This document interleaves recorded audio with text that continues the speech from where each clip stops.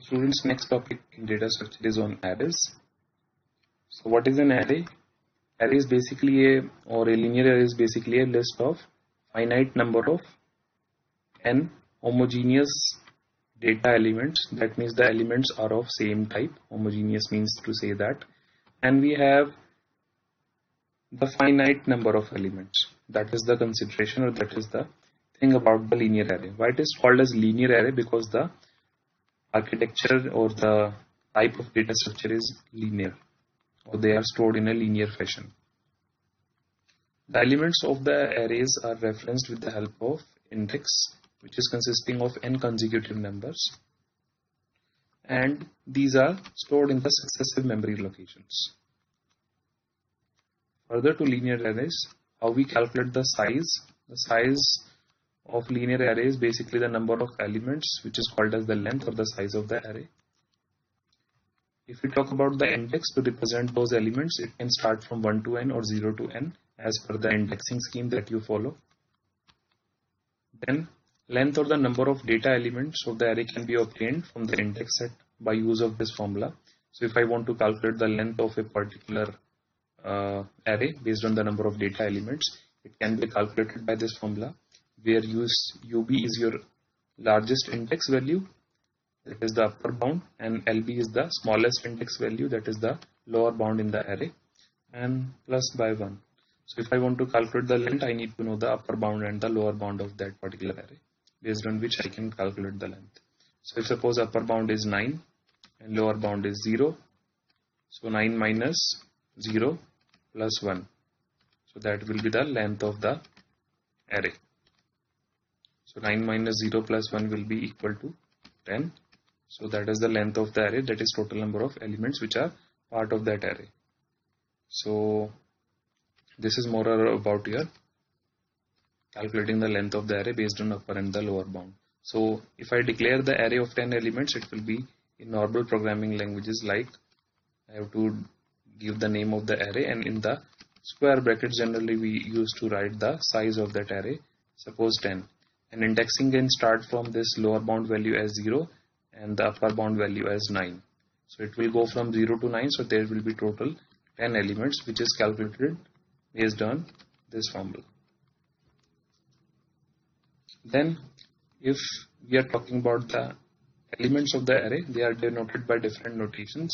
This is termed as subscript notation, where the first element, second element, and nth element is represented like this. Then we have parenthesis notation. In the parenthesis we provide 1, 2, 3 and up to n.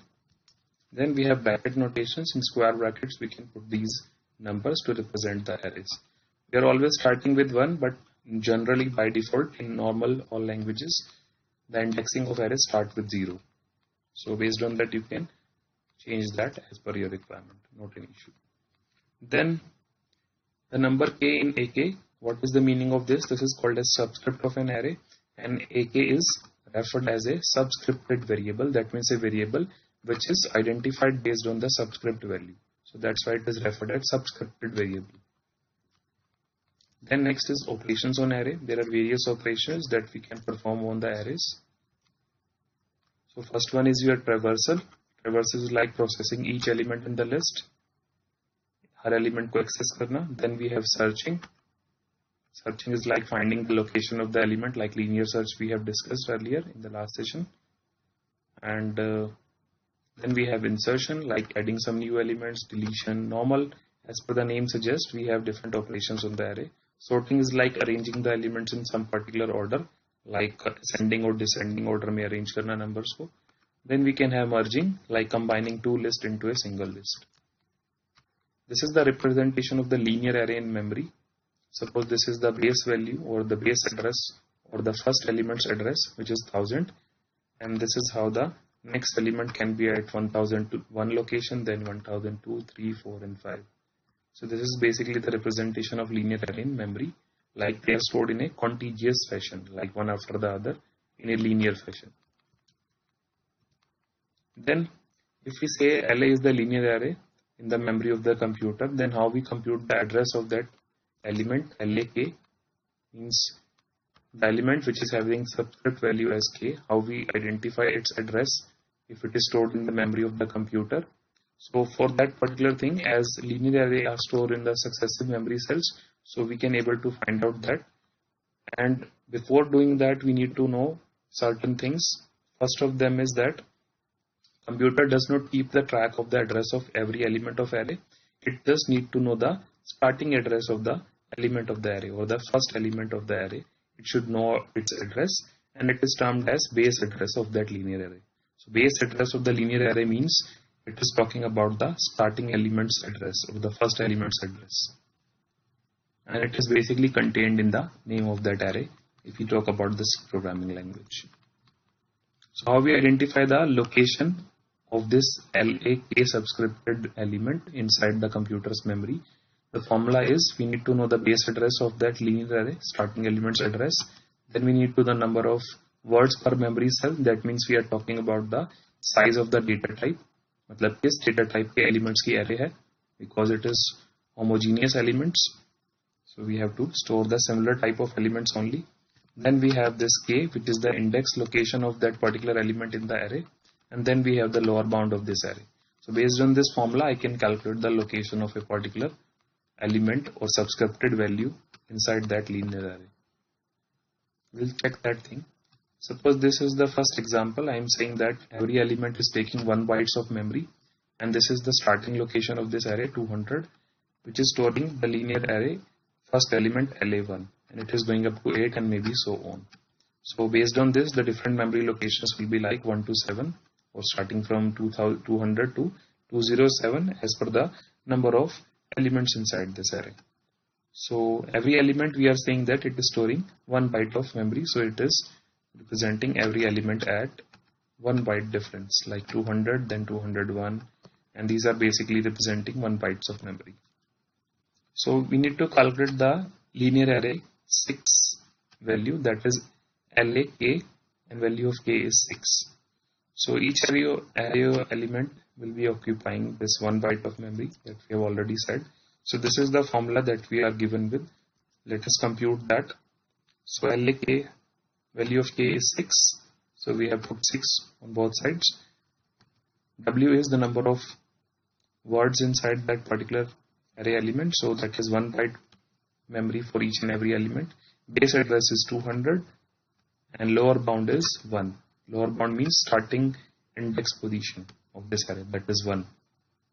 So if it is 0, it will be 0 here. So based on the given values, you can put those values, and this is how we are able to retrieve the value of the 6th element inside the array, that is at 205 memory location. So this is the 6th element, like first element is here, and LAK or LA6 will be at this particular location. So this is how we are able to find out this value. So this is the formula that we need to know, based on which I can find out the address of any particular memory cell in a linear array. For 2-dimensional and 3-dimensional arrays, we have different set of formulas. Then we have second example based on this. Now every element is taking 2 bytes of memory. This is how it is representing. Every element is taking 2 bytes of memory. So 2 blocks are associated with every element. We need to find out the address of 16th element. Now we have only 4 elements shown here, but we need to find out the address of the 16th element inside this array, and every array element was occupying 2 bytes of memory. So based on this formula, how we can calculate that? LA16, that is value of k put here again. Lower bound is again 1, starting with LA1. So that's why lower bound 1. The W value is 2 because every element is of 2 bytes.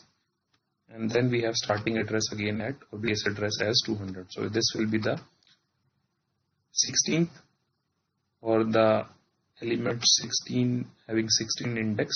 It will be located at this particular location. Obviously it will be 16th element, so it will be at 230. Clear? So this is how we can do that. And if we talk about representation of linear array in memory, for any given value of k, time to calculate the location is same because it is indexed by the value of this subscript. And given any subscript k, one can access and locate the content of linear array k without scanning any other element of a. That means the direct access is possible. Means based on the value of k, I can refer to any particular location inside the linear array. Then a collection A of data element is said to be index if any element of A, which is called as AK, can be located and processed in the time that is independent on k. So k पे vary नहीं करेगा. That means even if the value of k is 16 or 5 or 1 or 2, it will give us it will take the same amount of time to process that request to search that element's memory location or whatever requirement we are searching for. So that's all for today in the arrays part. Right now, we'll discuss more in the next session.